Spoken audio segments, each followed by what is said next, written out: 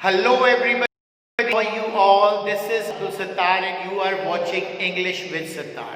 आज हम पार्टिसिपल को डिस्कस करने वाले हैं। इससे पहले भी मैंने एक वीडियो बनाई है जिसमें मैंने प्रेजेंट पार्टिसिपल को डिस्कस किया है, लेकिन इस वीडियो में मैं तीनों के तीनों participle, present participle, past participle और परफेक्ट, यानी कि तीनों परफेक्ट पार्टिसिपल तीनों को डिस्कस करने वाला हूँ।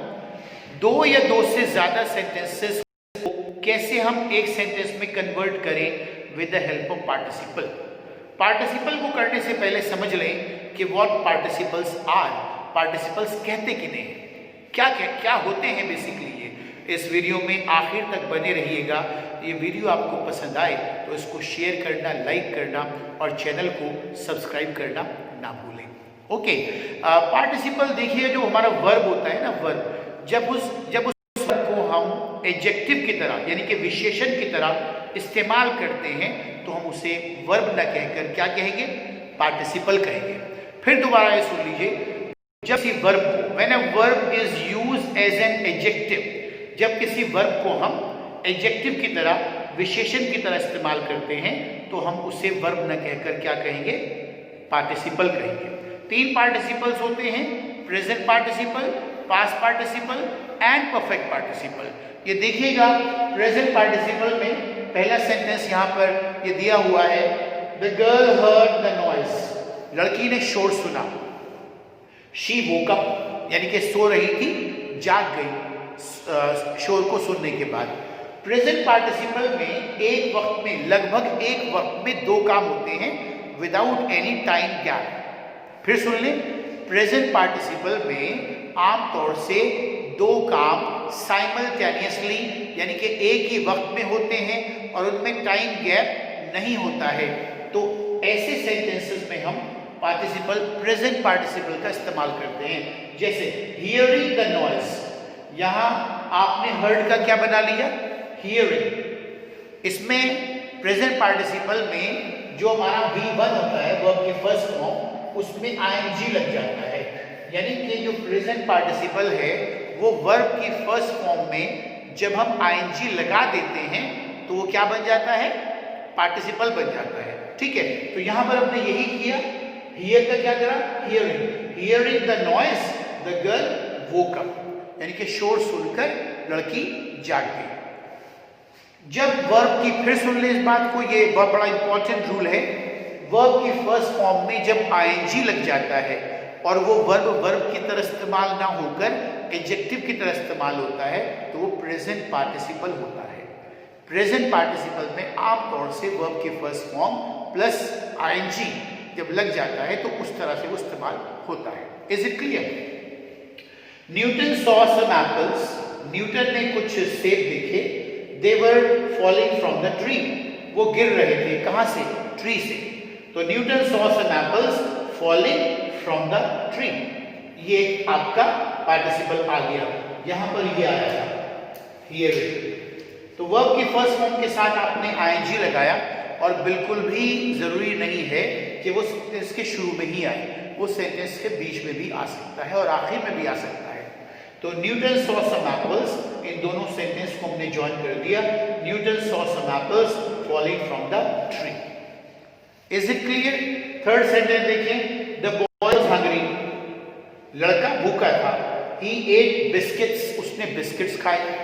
आमतौर से जब वॉज आता है, जब आमतौर से दो एक्शन हुए इसमें, लड़का भूखा था, उसने क्या किया, बिस्किट खाए, तो जो बाद वाला एक्शन है, जो बाद में काम हुआ, वो पहले वाले से प्रभावित होता है, वो पहले वाले एक्शन की वजह से पॉसिबल हो पाता है। उसमें अगर वॉज होता है तो फिर बीइंग लगा देंगे, being hungry the boy eight biscuits. Is it clear? फिर सुन लें, जब दो एक्शंस होते हैं और बाद वाला एक्शन पहले वाले से प्रभावित होता है, पहले वाले से इन्फ्लुएंस्ड होता है, तो हम क्या करेंगे, being hungry the boy eight biscuits, और इसमें जब वॉज लगा होगा तो उसका हम बीइंग करेंगे। Is it clear? The next one, I saw the storm, मैंने तूफान देखा, इट वॉज अप्रोचिंग, वो बढ़ा चला आ रहा था मेरी तरफ, अप्रोचिंग, तो I saw the storm approaching. आपने क्या किया, I saw the storm approaching, ये गायब कर दिया और अप्रोचिंग को एज एन एडजेक्टिव इस्तेमाल कर दिया। यहाँ एडजेक्टिव बाद में आया है, यहाँ पर जो है देखिए यहाँ बीच में आया है, यहाँ पर शुरू में आया है। तो प्रेजेंट पार्टिसिपल में मैंने आपको बताया है कि साइमल्टेनियसली एक ही वक्त में कुछ काम होते हैं, एक्शन जो है लगभग एक वक्त में होता है। कभी कभी जो दूसरा एक्शन है वो पहले एक्शन को इन्फ्लुएंस करता है।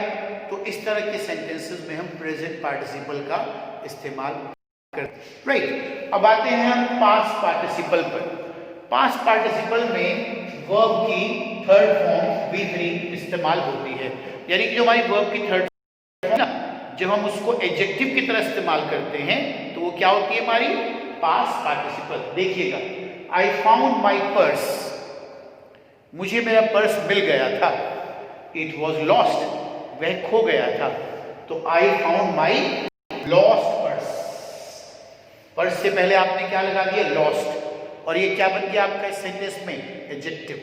एडजेक्टिव की तरह काम कर रहा है ये, तो ये बन गया आपका past participle. I saw a soldier, मैंने एक सोल्जर देखा। ही वॉज वुंडेड, वुंडेड कहते हैं जख्मी को, घायल। तो a wounded soldier, I saw a wounded soldier, यानी कि मैंने एक जख्मी सोल्जर को, सैनिक को देखा। ये wounded नाउन से पहले आ गया और ये क्या बन गया, ये बन गया एडजेक्टिव। यहाँ पर ये वर्ब था, लेकिन जब हमने इसको सेंटेंस में इस्तेमाल किया as a participle, as a past participle, और ये रखा हुआ है नाउन से पहले। और एडजेक्टिव क्या होता है, जो किसी नाउन की बताता है। तो ये बन गया I saw a wounded soldier.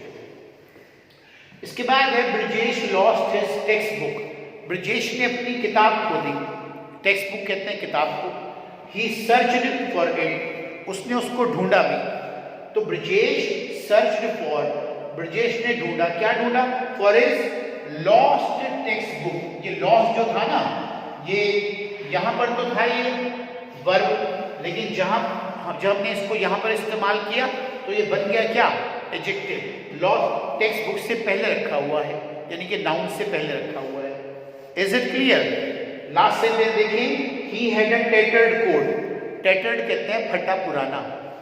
He had a tattered coat, it needs mending, उससे मरम्मत यानी कि ठीक होने की जरूरत है। किसको? कोट को। तो his tattered coat, his tattered coat हमने कोट से पहले इस्तेमाल कर लिया। टैटर्ड को, टैटर्ड को एज एन एडजेक्टिव हमने कोट से पहले इस्तेमाल कर लिया।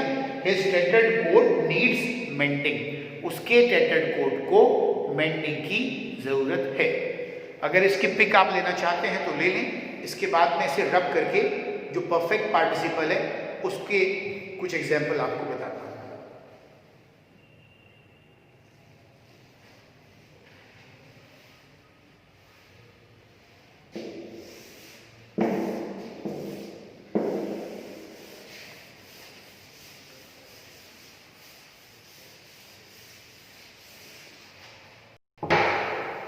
देखिए, जो परफेक्ट पार्टिसिपल होता है, परफेक्ट पार्टिसिपल, इसमें हैविंग प्लस थर्ड फॉर्म, और कहीं कहीं पर having being plus third form of the verb आता है। इसमें एक सेंटेंस देखिए, she finished her work, she went home। Perfect participle में एक काम खत्म होने के बाद, एक एक्शन कंप्लीट होने के बाद दूसरा एक्शन फिर शुरू होता है। या फिर इसे ऐसे समझें कि एक काम के खत्म होने के बाद दूसरा काम इसमें शुरू होता है। जैसे यह शी फिनिश हर वर्क, उसने अपना काम किया, एंड शी वेंट होम, वो कहाँ चली गई, घर चली गई। तो इसमें हैविंग और third form, having finished her work she went home. याद रखें, having finish, having plus verb की थर्ड फॉर्म। एक और सेंटेंस देखिए,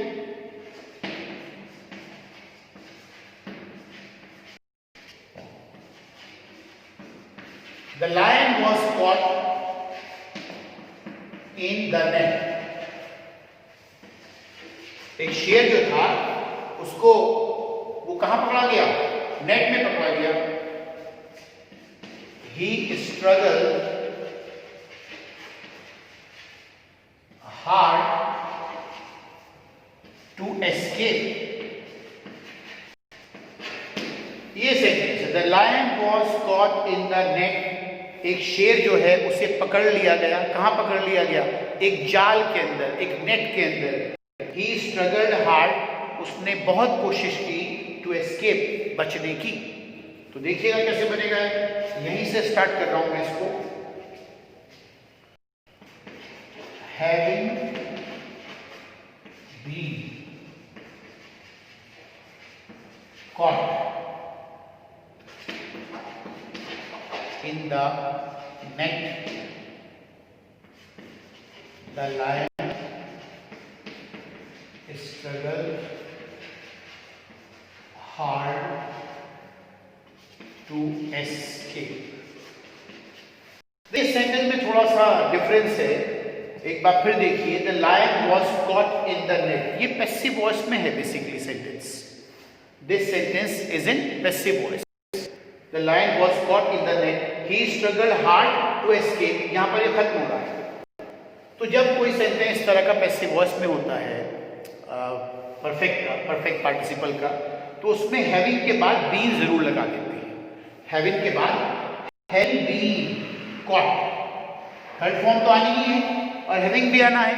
लेकिन अगर कोई सेंटेंस अगर पैसिव वॉइस में होता है तो having been caught in the net, sorry, the lion struggle hard to escape. तो ये तीनों के मैंने एग्जाम्पल देकर आपको समझाने की कोशिश की है। ठीक है, फिर मिलते हैं किसी और टॉपिक के साथ। Okay, this all for the day, bye bye.